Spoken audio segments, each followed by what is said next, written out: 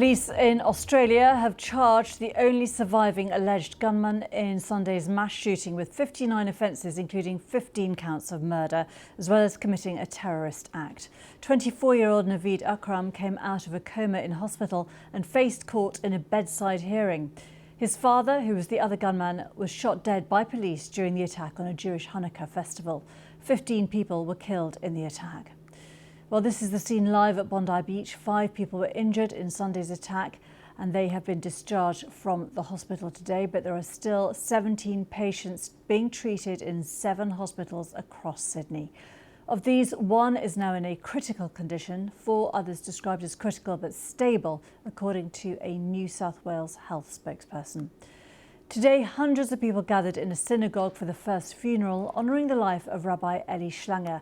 His death was described as an unspeakable loss for his community. Several senior politicians attended the ceremony. Let's go to our reporter Katie Silver, who is live in Bondi for us. And Katie, we've had these charges, but also the first funerals. That's right, Geeta, and here it's 10 o'clock at night. There is still a very significant crowd here singing together. We've heard them singing traditional Jewish songs, as well as the song Hallelujah by Jeff Buckley. This has happened every night so far, a communal gathering, people continuing to turn up with flowers in order to commemorate, to lay their commiserations and to support the community here. Now, you mentioned the first of the funerals. You mentioned that the funeral that we had earlier today of Rabbi Eli Schlanger. Now, he was a father of 5. He had a child as young as 2 months old. You mentioned as well how loved he was by his community. That's all we've been hearing here, is people talking about how beloved he was, how he volunteered in prison chaplain hospitals, and he was described as vivacious, optimistic, and full of energy and life. A very powerful member of the Jewish community. He spent 18 years at the Bondi Shabbat, just a few blocks from here. Before that, he was actually born in London. And earlier today, I was speaking with Rabbi Friedman, who was a friend of his and had been at the funeral. This is what he had to say. Still extremely raw and unreal. You know, the funeral opened with the words that we're all living through a nightmare and hoping just to wake up. But yet here we are. We're farewelling our finest. Eli was the best of the best, and I'm not just saying personally, but everyone knows, everyone loved him. He loved everyone. What was so lovable about him? Well, he loved everyone. I've heard that so many times, that he was amazing. He loved everyone, and therefore he was loved in return. He was sincere, he was genuine, he was extremely selfless. If anyone needed anything, he was always the first one to be there at their doorstep. If they needed a shoulder to cry on, or they moved into a new home, he would be there to bless their home, put up the scroll, the mezuzah, put on tefillin, help them pray. He was always there. In fact, it was mentioned in the funeral how he would drive for 4 hours. In his spare time, he would go and visit the prison, and he would go to visit one person. Just for one person he would go, drive 4 hours there and 4 hours back. And I just shared that here to the crowd here, and the gentleman is now released. He came up to me now. He's here in the audience. He said, I am that gentleman that you just mentioned, that Eli would come for to see. I am him. Wow. Right here with us today, now. You were supposed to attend the Hanukkah by the Sea event. You got waylaid and ended up at a different event with your family. Yeah. But you knew many of the victims that died.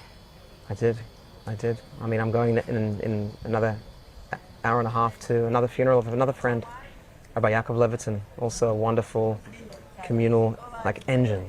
He may not have been the front face, but he was the engine behind the scenes.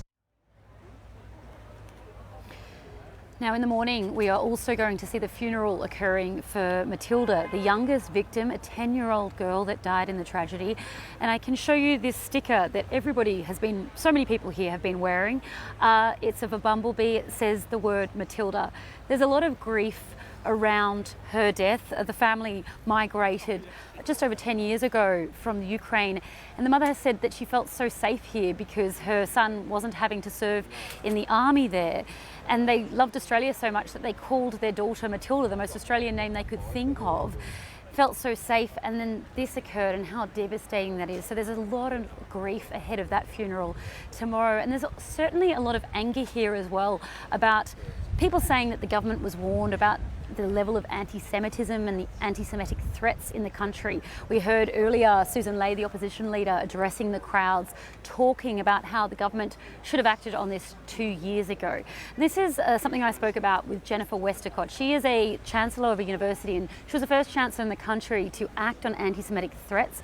And despite not being Jewish, she also is very senior in an organisation that looks to counter anti-Semitism. This is what she had to say. Words can't describe the fact that we were unable to practice our faith, which is the Festival of Light. It's about goodness, kindness, peace, song and celebration and prayer, and for that to be desecrated in such a horrific manner on this land, at this place which for us represents relaxation, community, belonging, and there's such a history of that for the Jewish immigrants. It's completely ripped us apart. It'll never be the same again. We now associate this place with yet another place of a Jewish massacre, and that can never be taken away. That was Linda, a woman I spoke with earlier, and we've also heard as well that the surviving gunman, as you said, facing 59 charges. We heard as well he had a bedside court hearing in hospital earlier today. Those charges: 15 counts of murder, 1 of committing an act of terror, 1 of planting explosive devices, and another of displaying a prohibited terrorism symbol, which is believed to be the Islamic State flag.